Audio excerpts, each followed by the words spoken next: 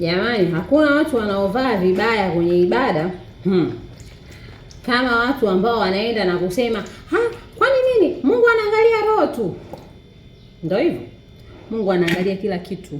Mungu angalii moyo tu. Mungu anasema mwili huu ni hekalu lake. Sasa hekalu la Mungu unalipambaje? Hekalu la Mungu unalipamba ukiingia kanisani kila mwanaume akuangalie? Hekalu la Mungu unalipamba unataka attention kwa mshono ulioshona ambao umeshindwa kuvaa kwenye harusi unakuja kuvaa kanisani? Hekalu la Mungu linataka stara.